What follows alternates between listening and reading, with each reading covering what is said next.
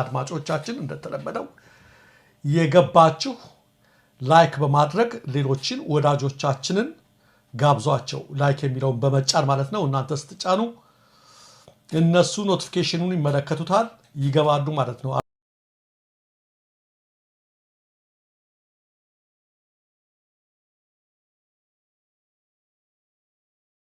ጤና ይስጥልኝ ተመልካቾቻችን እንደምን ዋላችሁ እንደምን አመሻችሁ ካንከር ሚዲያ ዝግጅት ክፍል ያክብሮ ሰላምታችንን እናቀርባለን የአብይ አህመድ አገዛዝ በአዲስ አበባ ብሔራዊ ምክክር ብሎ በተቀመጠበት በዚህ ሰሞን በተለያዩ የሀገሪቱ አካባቢዎች ግጭቶች መስፋፋታቸው ታወቀ በሲዳማና በኦሮሚያ ክልሎች ድንበር ላይ የተጀመረው ግጭት ከፍተኛ ሰብአዊና ቁሳዊ ውድመት እያስከተለ እንዳለ ነው መረጃዎች የሚያመለክቱት እስካሁን ባለው መረጃ 10 ኢትዮጵያውያን መገደላቸው ተመልክቷል በሌላ በኩል ዘንድሮ አብይ አህመድ ያካሄደውን ምርጫ ተከትሎ በአርባ ምንጭ ዙሪያ ወረዳ ዘይሴ አካባቢ የተፈጠረው ግጭት ዛሬም ድረስ አልበረደም እስካሁን ባለው መረጃ ከ40 በላይ ኢትዮጵያውያን መገደላቸው እየተገለጸ ይገኛል በአማራ ክልል በፋኖች የሚካሄደው የሉና ተጋድሎ ተጠናክሮ እንደቀጠለ ነው ከህወሓት ጋር የሚደረገው ጦርነት በቅርቡ ይጀመራል የሚሉ መረጃዎች በስፋት እየወጡ ይገኛሉ ወደ 20 የሚጠጉ የኢትዮጵያ ታዳጊ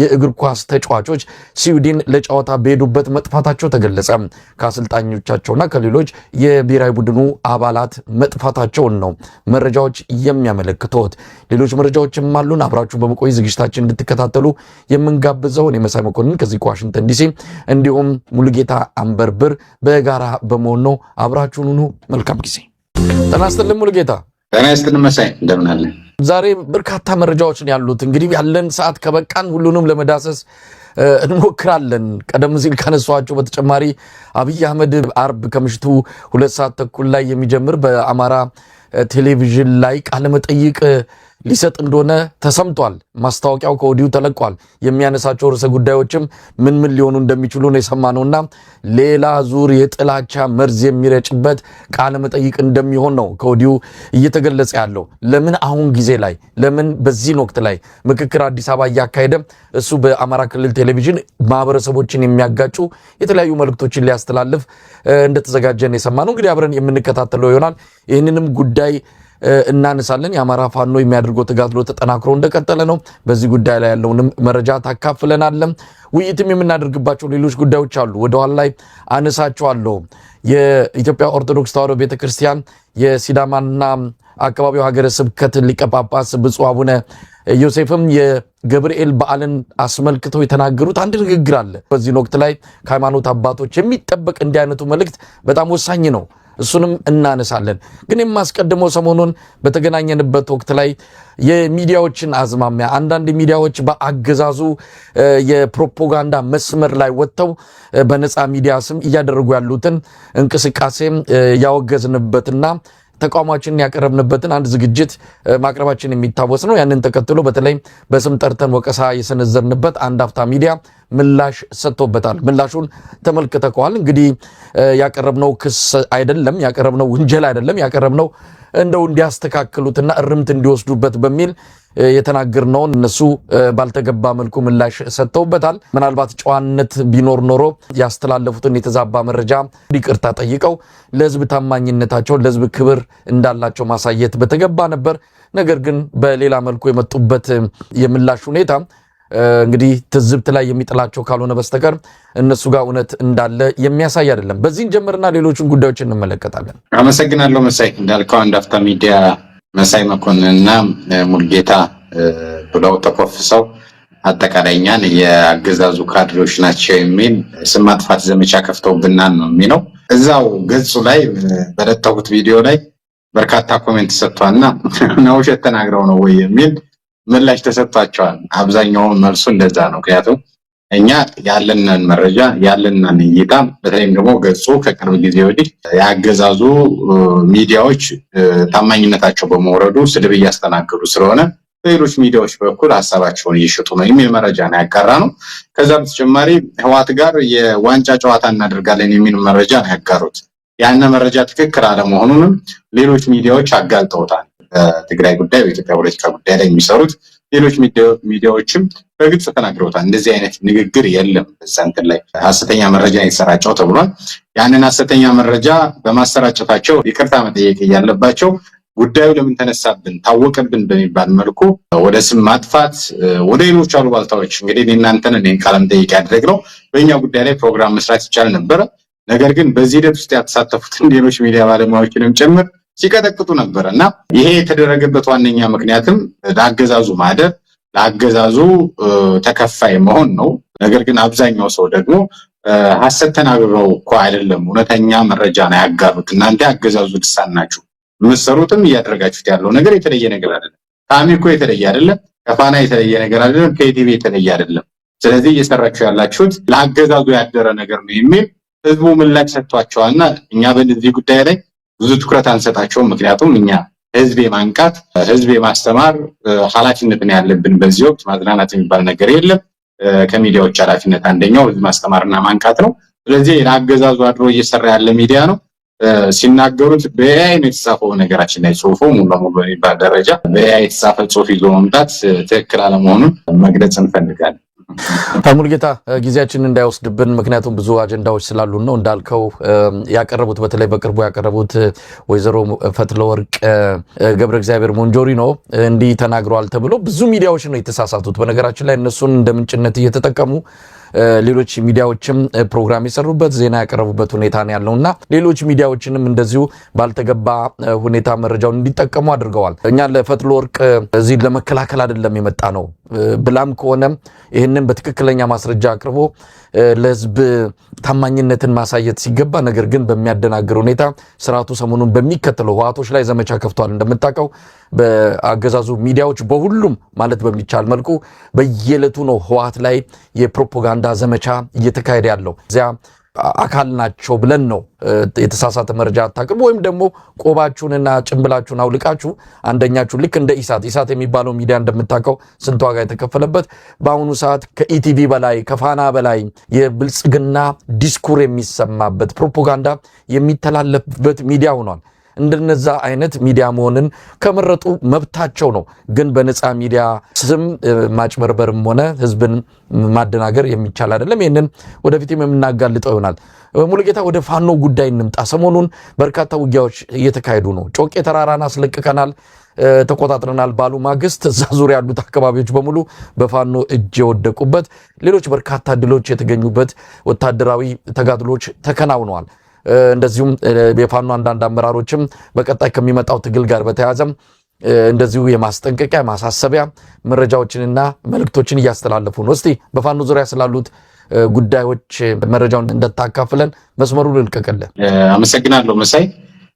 እንግዲህ የፋኖ አርበኞች በተለይ ከዚህ በፊትም እኛም በተደጋጋሚ ስንገልጽ እንደነበረው ይሄ ወርቃማ ጊዜ ነው። ከዚህ ወርቃማ ጊዜ አኳያ በርካታ መልእክቶች እያስተላለፉ ነው።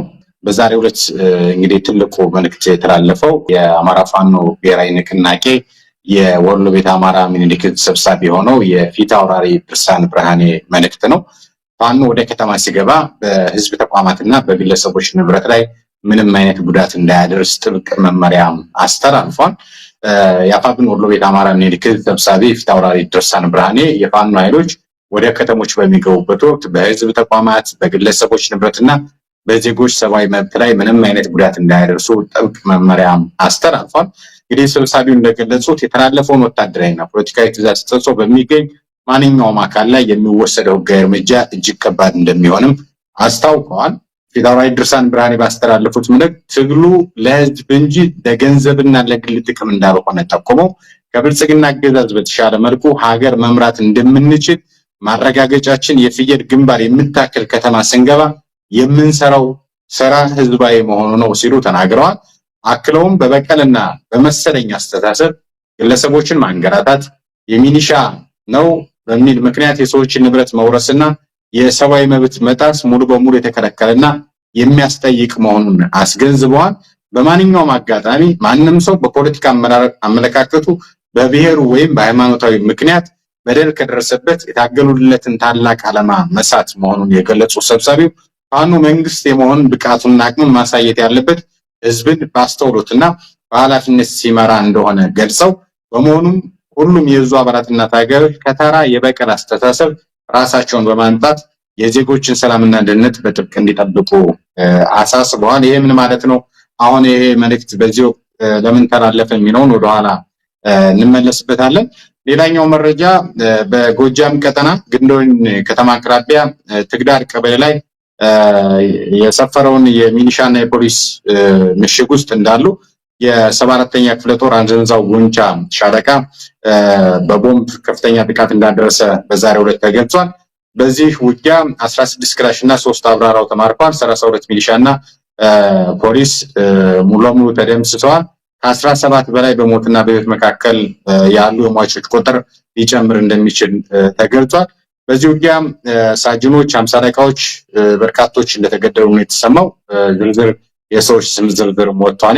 እነሱን ስም ዝርዝር ማውጣቱ ዛኔ ተገቢ አይደለም። እዚህ ሚዲያ ላይ ግን በርካቶች በዚህ ውጊያ ላይ ከፍተኛ ጉዳት እንደደረሰባቸው ተሰምቷል። ከዚህ ከፋኖ መንደር እየተሰሙ ያሉት መረጃዎች በተለይ አገዛዙ በርካታ ህዝቦችን ከቦታ ቦታ የማንቀሳቀስ ከፍተኛ አዝማሚያ ላይ እንዳለ ተሰምቷል። መሳይ የምስራቅ እዝ በጀነራል መሐመድ ተሰማ የሚመራው 5 ክፍለ ጦሩን ቀንሶ ወደ ወሎ በዚህ በዳውንት ወገልጤና ጋሸና መስመር ሙሉ ለሙሉ እንዲቆጣጠር ኮን መስመር እንዲቆጣጠር በሚል ከአገዛዙ ከፍተኛ ወታደራዊ አመራሮች ትዕዛዝ ተሰጥቶት 5 ክፍለ ጦር ይዞ ወደ ወሎ ቀጠና እየተጓዘ እንደሆነ ዝርዝር መረጃዎች ደርሰውናል። ሌላኛው መረጃ የ6ኛ እዝ በሜጀር ጀነራል ብርሃኑ ጥራውን የሚመራው እንደዚሁ በተመሳሳይ በዚህ መካነ ሰላምና የምዕራብ ወሎ ቀጠና በተለይም ደግሞ የጎጃም ቀጠናና የወሎ ቀጠና ፋኖች ትስስር እያደረጉ ነው። ከሰሞኑ አንድ ምስር ወጥቶ ነበረ። የአማራ ፋኖ ብሔራዊ ንቅናቄ የህዝብ ግንኙነት መምሪያ ኃላፊ አርበኛ አስረስ ዳምጤ ከወሎ አርበኞች ከነ ሻለቃ ሀብታሙ ደምሴ ማለትም ከወሎ ቤት አማራ ሚኒሊክ ህዝብ ምክትል ወታደራዊ አዛዥ ጋር የቀጠናዊ ትስስርና እንደዚሁም ደግሞ ውይይት ማድረጋቸውን ተከትሎ ከፍተኛ የሆነ የድሮን አሰሳና በዚህ ምክንያት በሸለቆ ላይ የሚገኘውን ገዳም እንደደበደቡት ታስታውሳለህ። በወቅቱም ተከታታይ የሆኑ መረጃዎችን ስናጋራ ነበር። ይሄን ግንኙነት ለመበጠስ በሚል ሜጀር ጀነራል ብርሃኑ ጥላውን የሚመራው 6ኛ እዝ የሆኑ ኮሮችን በመቀነስ አብዛኛውን ጦር ግን ወደ ወሎ የማሻገር ከፍተኛ አዝማሚያዎች አሉ።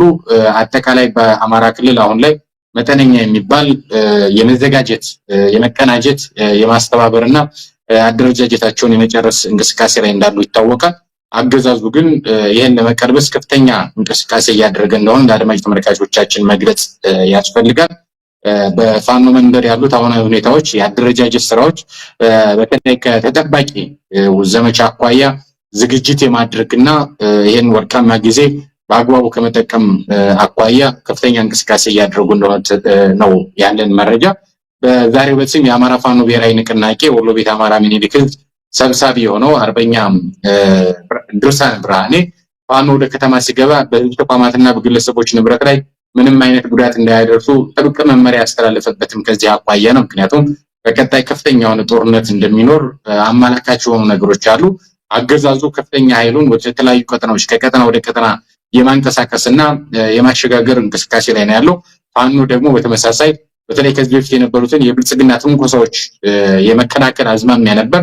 ነገር ግን በራሱ እቅድና በራሱ መመሪያ መቼ እንደሚጀምር አናውቅም። ነገር ግን ከፍተኛ እንቅስቃሴ ላይ እንዳለ በተለይ ሰራዊቱ ወደ ከተማ በሚገባበት ጊዜ የአማራን እሴት የጦር ህጎችን እና መመሪያዎችን ከማክበር አኳያ በዛ ልክ እንዲንቀሳቀስ ከዛ ውጭ የተለየ እንቅስቃሴ የሚያደርግ አካል ካለ ግን አፋብን ወታደራዊ መምሪያ መሰረት ህጋዊ እርምጃ እንደሚወስድ ጭምር ያሳሰበበት ነው።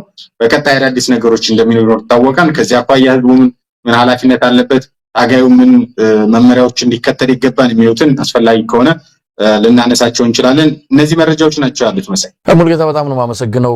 እንግዲህ የማይቀር ነገር እየመጣ ነው። በብዙ የመረጃ ምንጮችም አንዳንዶቹ በቀነቀጠሮ ጭምር አስቀምጠው በሚቀጥሉ 2 ሳምንታት በ10 ቀናት ውስጥ እያሉ የማይቀር ጦርነት እንደሚኖር እየገለጹ ነው ያሉት። ጉዳዩን በተመለከተ አማራ ፋኖ ብሔራዊ ንቅናቄ የህዝብ ግንኙነት ክፍል ኃላፊ አርበኛ አስረስ ማረዳምጤን አነጋግሬው ነበረ። አዲስ የሚጀመር ጦርነት የለም፣ ጦርነት ውስጥ ከገባን 3 ዓመት ሆኖናል። ምናልባት የሚኖረው አድማሱን ያሰፋ ሌሎች ግንባሮችን የሚከፍት ሌሎች የሉና አደጋ አለብን ብለው የታጠቁ ኃይሎች የሚቀላቀሉት ጦርነት ግን አለ ብለዋል። ስለዚህ ምንም ሆነ ምን አገላለጹ ጉዳይ አይደለም። ጦርነት በሰፊው አድማሱን ያሰፋ ግንባሮቹም ብዙ የሆኑበት ጦርነት በቅርቡ ይኖራል። ሙሉጌታ ምን አይነት ጦርነት ይህንን ተከትሎ ሊመጣ የሚችለው የህዝብ ንቅናቄ የህዝብ ድጋፍስ ህዝቡ ምን አይነት አቋም መያዝ አለበት? የተለያዩ ነገሮች ይነሳሉ። በዚህ ላይ ከወዲሁ የኢትዮጵያ ህዝብ ሊያደርግ የሚገባው ነገር ይኖራል። ያንን ማስመልከተ የምንለው ነገር ካለ እንደው ጊዜ ወስደን ብንወያይበት። የአገዛዙን የመከፋፈል ሴራ እያከሸፉ የትብብር ኃይሎች አይቀሬ የሆኑን በተለይ የብልጽግና አገዛዝ ጠላት መሆኑን ሁሉም በሚባል ደረጃ አዲስ አበባ ያለው ወጣት ብልጽግና ምንድነው ብለው ጠላት ነው መልስ የሚሰጥና እንኳን የታጠቁት ባለፉት 3 ዓመታትም ከዛም ቀደም ብለው የብልጽግናን ኃይል እየታገሩ ያሉ ኃይሎች ማለት ነው። አርበኛ አስረስ ማረ ዳምጤ እንዳለው የአማራ ህዝብ ባለፉት 3 ዓመታት ከፍተኛ የሆነ ውጊያ ነው እያደረገ ያለው። አብይ አህመድ ያለውን መሳሪያ ሁሉ ተኩሷል። ድሮን ጨምሮ ዙ መድፍ ቤም ሮኬት ሁሉን ነገር ተኩሷል። ባለፈው ማንተ አንከር ሚዲያ ላይ የሮኬቶችን ምስል ጭምር ሳይቀርፋ ያደረክበት መንገድ አይቼዋለሁና ያለውን ሁሉ ተኩሷል። የአማራ ህዝብ የሚገባበት አዲስ ጦርነት የለውም። ለዛም ነው የአማራ ህዝብ የጦርነት ሜዳ ነው ታረጉት የሚል ሐሳብ ሲያነሱ አማራ በቲማቲም እየተዋጋ አይደለም የነበረው። አብይ አህመድ ያለውን መሳሪያ ሁሉ ተኩሷል። ስለዚህ የአማራው ኃይል ደግሞ በከፍተኛ ሁኔታ ሲዋጋ ነው የከረመው። ስለዚህ አዲስ ግንባር አይከፈትም። አርበኛው እንዳለው አዳዲስ ግንባሮች ግን ሊጨመሩ ይችላሉ። በአፋር ግንባር ሊኖር ይችላል፣ በቤንሻንጉል ጉሙዝ ግንባር ሊኖር ይችላል። የትኛውም እንግዲህ በሲዳማ ግንባርም እኮ ተከፍቷል፣ ባዶላዊው ግንባር ተከፍቷል እና አጠቃላይ ኢትዮጵያ የጦርነት ቀጠና እየሆነች ያለችበት ሁኔታ አለ። ከዚህ አኳያ በተለይ የፋኖ አመራሮችም ወደፊት ይፋ ያድርጉታል ተብሎ የሚታሰቡ ነገሮች አሉ። ህዝባችን ግን ሊዘጋጅ ይገባል። የሚዲያው ሚና ያሉት ነባራዊ ሁኔታዎች ገምግሞ እንደዚህ አይነት ነገር ሊከሰት ይችላል። ስለዚህ ከዚህ አኳያ ማህበረሰባችን ዝግጅት ማድረግ አለበት የምንለው ነገር ይኖራል። እንግዲህ አመራሮቹ በራሳቸው አኳያ በራሳቸው መስመር በራሳቸው ስትራቴጂ በራሳቸው ስልት የሚመሩበት እድል አለ። ነገር ግን ያ ይፋ እስከሚሆን ድረስ አገዛዙ ሙሉ ለሙሉ አማራ ክልል ላይ ኢንተርኔት ሊያጠፋ ይችላል፣ መብራት ሊያጠፋ ይችላል። ከወዲሁ ዝግጅት መደረግ መቻል አለበት። የፋኖ ኃይሎች ወደ ሙሉ ጦርነት እስከዛሬ አይተነው ከምናውቀው የበለጠ ጦርነት ውስጥ ሊገቡ ይችላሉ። ባህር ዳር፣ ጎንደር፣ ደሴ፣ ኮምቦልቻ የአማራ ክልል የሚባሉት ሙሉ ለሙሉ በፋኖ ክንድ ላይ ሊወድቁ ይችላሉ። ያ በሚሆንበት ጊዜ አገዛዙ የውር ድምር ፖለቲካ እየተጓዘ ነው። የአብይ ኢንተርቪው ለምን አማራ ክልል ላይ በተጀመረ የሚለውን ጭምር ምናነሳ ይሆናል። ነገር ግን ህዝባችን አሁን ላይ ለፋኖ የሚያስፈልገውን ለፋኖ በተለይ የሎጂስቲክ ድጋፍ የሚያስፈልገው የቆሎ የበሶ ሌሎች ነገሮችን ጨምሮ የማዘጋጀት ኃላፊነት እንዳለበት ማስታወስ እንፈልጋለን። ለራሱም ጭምር ወደ ሲጅ ወደ ሙሉ አሁን አብይ አልወደኩም መንግስት ነኝ ብሎ እያሰበ ስለሆነ አክት እያደረገ ያለው የመንግስትነት ሚናውን ሲያጣው ሙሉ ለሙሉ ተስፋ ሲቆርጥ ግን የሚጠላውን ህዝብ መጨፍጨፉ አይቀርም። ለዛ ደግሞ ዝግጅቶች መደረግ መቻል አለባቸው። ጉድጓድ እስከመቆፈር ምሽጎች እስከመቆፈር ይሄን ለፋኖ አይደለም እየተናገርን ያለነው ህዝቡ። ምክንያቱም አብይ አህመድ መሰል ጦርነቶች በከፍተኛ ሁኔታ በነገራችን ላይ ወደ 11 የሚጠጉ ድሮኖችን ከአረብ ኤሚሬት አሁን አዲስ አስገብቶ በሙሉ ዝግጅት አዘጋጁልኝ በሚል አየር ኃይል ደብረ ዘይት የሚገኘው በከፍተኛ ጭንቀት ላይ እንዳሉ ነው እየሰማን እንገኛለን። ይሄ ከምንም የመጣ አይደለም። የሆነ አደጋ እያሸተተ ነው። የሆነ አደጋ አፍንጫው ላይ ደርሷል። የሆነ አደጋ ከፊቱ ታይቷል። ቅድም ያስቀመጥነው አዳዲስ ግንባሮች ይኖራሉ። እነዚህ አዳዲስ ግንባሮች በሚፈጠሩ ጊዜ የፋኖ ኃይል ደግሞ የበለጠ አድቫንስ ያደርጋል። የፋኖ ኃይል ያለውን አቅም አሟጦ የአማራ ክልል የሚባለው ምስለኔ የብልጽግና መዋቅር ያፈርሰዋል። የዛን ጊዜ አዳዲስ ጫናዎች በአማራ ህዝብ ላይ ይመጣሉ። እነዛ ጫናዎችን ቀድሞ በመገምገም ምን ሊከተል ይችላል፣ ምን አደጋ ሊገጥመን ይችላል፣ መብራት ቢጠፋ፣ የወፍጮ ጉዳይ፣ የውሃ ጉዳይ መሰል ጉዳዮችን ልዩ ትኩረት መደረግ እንዳለበት ለፋኖ የሚያስፈልገውን ለፋኖ ለህዝቡ የሚያስፈልገውን ህዝቡ ማዘጋጀት እንዳለበት በዚህ ጉዳይ ላይ አንከር ሚዲያን ያላችሁ ይሄን ሚዲያ እየተከታተላችሁ ያላችሁ ቤተሰቦቻችሁን የማስረዳት አዲስ ነገር እንዳለ ማሳየት መቻል አለበት ብለን እናምናለን። ምክንያቱም ህዝባችን የሳተላይት የምኑን ጉዳይ እንደምታውቁት ነው፣ የኢንተርኔት ጉዳይ የተገደበ ነው እንደምታውቁት ነው። ስለዚህ የማዳረስ ነገር ከእናንተ ይጠበቃል ማለት እንፈልጋለን። አገዛዙን በጥቅል የመጋፈጥ በተለይ የችግሩ ምንጭ የሆነው የብልጽግና አገዛዝ መሆኑን የትግራይ ልጆችም ተረድተዋል፣ የአማራ ልጆችም፣ የአፋር ልጆችም፣ የኦሮሞ ልጆችም ተረድተዋል። ስለዚህ ይሄን በጥቅል የመጋፈጥ አምባገነኑን የመደብደብ ሂደቶች ወደፊት ፈጥተው መምጣታቸው አይቀርም። የዛን ጊዜ ህዝባችን ሲጅ ውስጥ እንዳይገባ ለአማራ ህዝብ ብቻ አይደለም ለኦሮሞ ህዝብም፣ ለአማራ ህዝብም፣ ለትግራይ ህዝብም፣ ለአፋር ህዝብም አጠቃላይ ለኢትዮጵያ ልጆች ማስተላለፍ የምንፈልገው ነገር ቢኖር አገዛዙ ከፍተኛ የሆነ አደጋ ከፊቱ ላይ ስላለ ያንን አደጋ መቋቋም የሚችለው ደግሞ የመጨረሻ የሚባለው ውድመት በመፈጸም ስለሆነ ያን ውድመት ቀለል ማድረግ ስላለብን መረጃዎችን ማንሳት አስፈላጊ ነው ተብሎ ስለታመነ ነው የተናገርኩት። አመሰግናለሁ። መሳይ ሙሉጌታ ከዚሁ ጋር የተያዘ ነው እንግዲህ የብልጽግናው አገዛዝ በመጨረሻው ሰዓት ሊያደርግ የሚችለው ነገር ይታወቃል። እንደ በፊትም ሲነገር እንደነበረው በአዲስ አበባ ዙሪያ ያሉ ታጣቂዎችን አሁን በጨረፍታ የምንሰማቸው ነገሮች አሉ። የአዲስ አበባን የጸጥታና ደህንነት ሁኔታ በኃላፊነት እንዲቆጣጠሩትና እንዲመሩት ለኦሮሚያ የተለያዩ የጸጥታ መዋቅሮች እንደተሰጡም እየሰማን ነው። ስለዚህ ነገ ከነገ ወዲያ እየገፋ ሲመጣ መሀል አዲስ አበባ ላይ ምን አይነት ነገር ሊከሰት እንደሚችል አብይ አህመድ ኃላፊነት የሚሰማው አይደለም። እንደነ ኮሎኔል መንግስቱ ኃይለማርያም እንደነ መለስ ዜናዊ በመጨረሻው ሰዓት እንደነ ኃይለማርያም ደሳለኝ ኃላፊነት በሚሰማው መልኩ ህዝብ እንዳያልቅ ብሎ ሌላ ለህዝብ የሚጠቅም እርምጃ የሚወስድ ሰው አይደለም። እኔ ከሞት ሰርዶ አይብቀል የሚል እጅግ ጨካኝ አረመኔ ግለሰብ ነው። ስለዚህ በመጨረሻው ሰዓት ሊያደርግ የሚችለውንም ከወዲሁ መገመት የሚገባ ጉዳይ ነው። ይሄው እያየነው ነው። መጨረሻው ሰዓት ደረሰ በሚል በመደናበሮችና ስጋቶች አንዳንድ ነገሮችን እያደረጉ ነው። መላቅታቸው እንደጠፋም እያየን ነው። ምን ማድረግ እንዳለባቸው እንደሌለባቸው፣ ምን ለህዝብ መቅረብ እንዳለበት እንደሌለበት እንኳን ግራ እስኪገባቸው ድረስ ነው። አብይ አህመድ አማራ ማስ ሚዲያ ቴሌቪዥን ላይ ቀርቦ ሊናገር ቀጠሮ መያዙን እንግዲህ በተላለፈው አጭር የማስታወቂያ ክሊፕ ላይ አይተኗል። ምን ጉዳዮችን ሊያነሳ እንደሚችል ሰውየው በዚህን ወቅት ላይ ለዛውም አዲስ አበባ የምክክር ጉባኤ አስቀምጦ አማራ ክልል ቴሌቪዥን በትግራይና በአማራ መሃል፣ በአማራና በኤርትራ መሃል፣ በማህበረሰቦች በህዝቦች መሃል ጥላቻ በመጥበቅ ለግጭት እያሰናዳቸው እንዳለ እየሰማን ነው። ህዝብ ወደ ግጭት ይገባል፣ እሱ ሌላ ጉዳይ ነው። ግን ወደ ኋላ የሚል አገዛዝ አይደለምና እስቲ ብልጽግና ምን አይነት ቁመና ላይ ነው ያለው? ምን እያደረገ ነው? በቀጣይ ምን ልናይ እንችላለን? አመሰግናለሁ። ጥሩ ጥያቄ ነው ያነሳልኝ መሳይ። ብልጽግና ቤት የጎራ መደበላለቅ ተፈጥሯል። አጠቃላይ ፕሮፓጋንዳውን ማን ይምራው፣ ወታደራዊ ማን ይምራው፣ በጣም ባሮ የጠፋ ነገር ገጥሟቸዋል። እንግዲህ ወታደሮቹ በተደጋጋሚ ወጥተው ተናገሩት። ፍትሃዊ ጦርነት ላይ ነን፣ ጽንፈኛው እንደመሰስ ነው፣ አጠፋ ነው ምናምን የሚል ከፍተኛ የሆነ ነገር ተሞከረ፣ አልተሳካም። ጎርጎራ ላይ እንደምታስታውሰው የጎርጎራን ፕሮጀክት ለመስራት እንቅስቃሴ ሳድርግ የጎጃም ህዝብ አላሰራኝ ጎንደር እንዳይለማ ስለሚፈልጉ ብሎ ፓርላማ ላይ ተናገረ። ከዛ ቀጥሎ መጣ ደብረ ማርቆስ ላይ የበላይ ዘለቀ ልጆች አጼ ዮሐንስ ያደረገባችሁ እንዳትረሱ አለ። ያንም በከፍተኛ ሁኔታ ተመከተ።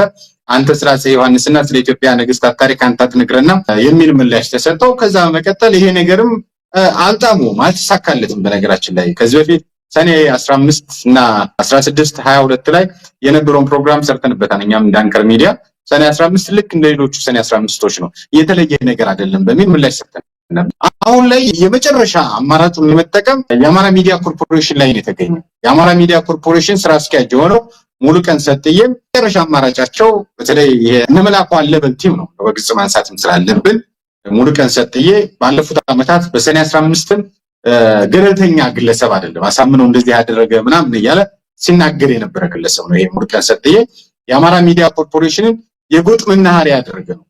አማራዎች እንዳይስማሙ፣ አማራዎች በጋራ ተግባብተው እንዳይሰሩ፣ ጎጃምና ጎንደር፣ ወሎና ሸዋ ብለው እንዲጣሉ ቤቱን እንደዛ ያደረገ ግለሰብ የአማራ ሚዲያ ኮርፖሬሽን።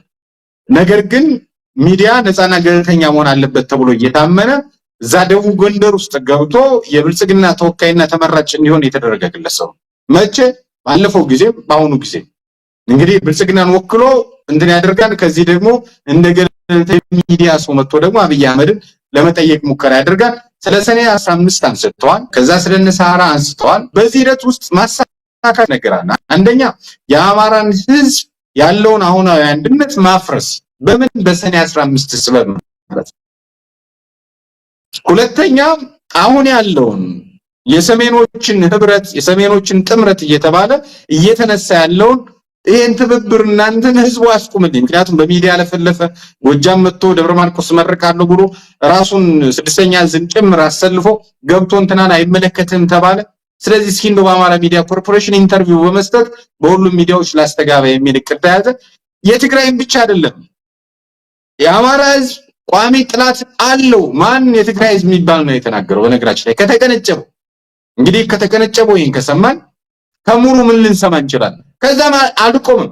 የአማራ ህዝብ ጥላት አለው። ከነዛ ጥላቶች መካከል አንደኛዋ ኤርትራ ነች ማለት ነው የቀረው። እንግዲህ በሙሉ ኢንተርቪው ሊናገረው ይችላል። የአማራ ህዝብን ጥላትህ እንትና ነው ወዳጅህ እንትና ነው ብሎ ለመበየን እየሞከረ ያለ ግለሰብ ይሄ እየመጣ ያለው የፋኖ ኃይሎች ቋሚ ጥላት ቋሚ ወዳጅ፣ በተለይም ደግሞ አብይ አህመድ የሚመጥልን ጥላትና ወዳጅ የለም፣ እኛ ወዳጃችንም ጥላታችንም ምን በይነው እኛ ነን የሚል ሐሳብ በመናገራቸው ስለ አይተዋን እዛ ላይ ጉበና ሚኒሊክ እያለ ኦሮሞና አማራ አንድ ናቸው፣ ነገር ግን አማራና ትግሬ አንድ አይደለም የሚል በጣም አስቂ ነው። በነገራችን በጣም አሳዛኝ ነው። በጣም አሳፋሪ ነው። በጣም የሚጨንቅ ነው። በነገራችን ላይ አመሪ ሆኖ ያውም ደግሞ አዲስ አበባ ላይ ተዛቡ ትርክቶች እናረማለን እያለ አዲስ የተዛባ ትርክት ለመትከል እየሞከረ ያለ ነውረኛ ግለሰብ ነው። የሀገር መሪ በህዝቦቹ መካከል ቅራኔ ለመስራት ከፍተኛ ጥረት የሚያደርግ ግለሰብ ነው። ይሄ ግን እየመጣ ያለው ካሉት ጥምረቶች ካሉት ትብብሮች አይቀር የሆነ አደጋ አፍንጫው ላይ ስለደረሰ ነው። በነገራችን ላይ ሌሎች ጀነራሎችን ላከ፣ ካድሬዎችን ላከ፣ ምንም የሚገዛ አጀንዳ አጣ። የመጨረሻ ሙከራው ነው፣ የመጨረሻ ተኩስ ነው። በነገራችን ላይ አንድ ጥይት አስቀር፣ ሁሉንም አተኩስ፣ ተተኳሽ ቆጥብ ይላል የፋኖ ሰራዊትና ብልጽግና ግን ሁሉን ነገር ተኩሶ ጨርሶ በራሱ ጠቅላይ ሚኒስትሩ በኩል ፕሮፓጋንዳ ለመስራት ሁሉን ሚዲያዎች ዞረ።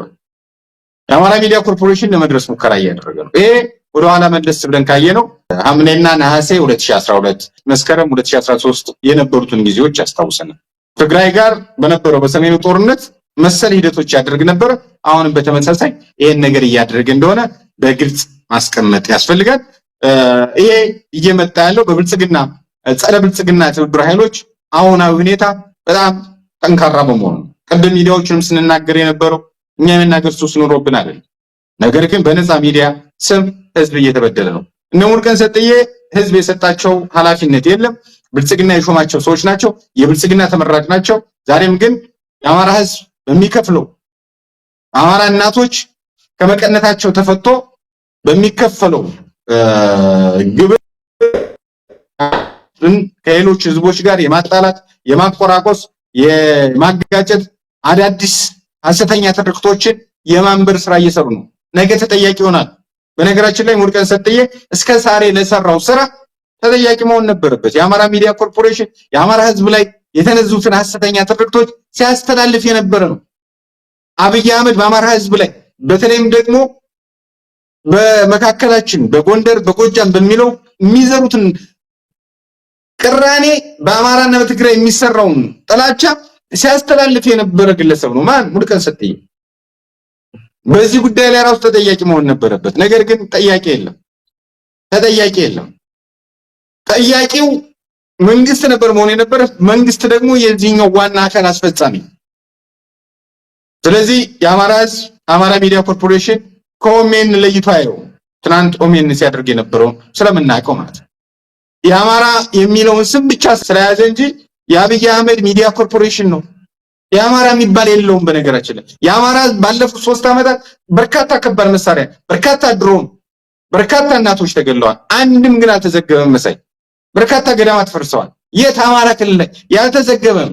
ስለዚህ የአማራን ጉዳይ የማይነካ የአማራ ሚዲያ ሊባል አይችልም። እንደውም የአማራ ወዳጆች ሌሎች ናቸው። በአማራ ስም ያልተሰየሙ ሚዲያቸውን አማራንን የማይሉ ሰዎች ግን ስለ አማራ ጉዳይ በሰፊው እየዘገቡ ነው፣ እየተሩ ነው።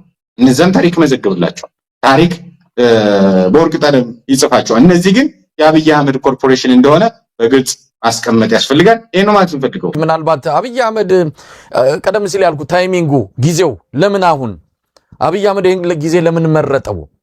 እንደተባለው የምክክር ኮሚሽን እየተካሄደ ነው። የኢትዮጵያን ችግር ይፈታል፣ ኢትዮጵያ ከዚህ የምክክር ጉባኤ በኋላ እፎይታን ታገኛለች ብሎ ነው እንግዲህ እየተሰበከ የሚገኘው። ታዲያ እንዲህ አይነት ቃለ መጠይቅ ለምን አስፈለገ? ብዙ ጊዜ ከህወሓት ጋር ጦርነት ሊያደርግ ሲል አብይ አህመድ በትግርኛ ቃለ መጠይቅ ይሰጣል። ስለዚህ የጦርነት ማስጀመሪያ ፊሽካ ብለን ልንወስደው እንችላለን ወይ ይሄን ቃለ መጠይቅ? ሌላ የሚያነሳቸውን እንግዲህ ሙሉን ስንሰማ የተለየ አውድ የተለየ መልእክት አንጠብቅም። ያነሳቸው ርዕሰ ጉዳዮች አሉ ከወዲሁ መገመት የሚቻሉ። የአብይ አህመድን ቃለ መጠይቆች ሳይናገር ሲያስበው ጭምር ምን ሊሆን እንደሚችል የምንገምተው ነው። የሰውየው አቅም እስከዚህ ድረስ ነው። ምን ሊናገር የሚችለውን እያንዳንዷን ቃላት በራሱ ምን ገምተው ጉዳይ ነው። አዲስ ነገር ይነግረናል አይደለም። ግን የሚያነሳቸውን ጭብጦች እንመልከታቸው። ለምሳሌ ስለ ፕሪቶሪያም እንደሚያነሳ አይተናል። የፕሪቶሪያ ስምምነትን በተመለከተ አማራን ጥግ ያስያዙበት፣ አማራ በጉዳዩ ላይ እንዳይገባ አድርገው የኦህዴድ ሰዎችና የህወሓት ሰዎች እዛው ተገናኙ። በናይሮቢም እንደዚሁ ሌላ መልካስ ይዞ መጡ። በኋላ ደግሞ ወደ አማራ ክልል ለመግባት የሚያስችል አንዳች ስምምነት አድርገው ነው የወጡት። ስለዚህ የአማራ ህዝብ ከዚህ ከፕሪቶሪያ ስምምነት የተጠቀመ እንደሆነ ለማሳየት አብይ ይመጣል። ሌላው የወልቃይትና የራያ ጉዳይ ነው። ስለ ሁለቱ አካባቢዎች የብልጽግና አቋም ምን እንደሆነ ይታወቃል።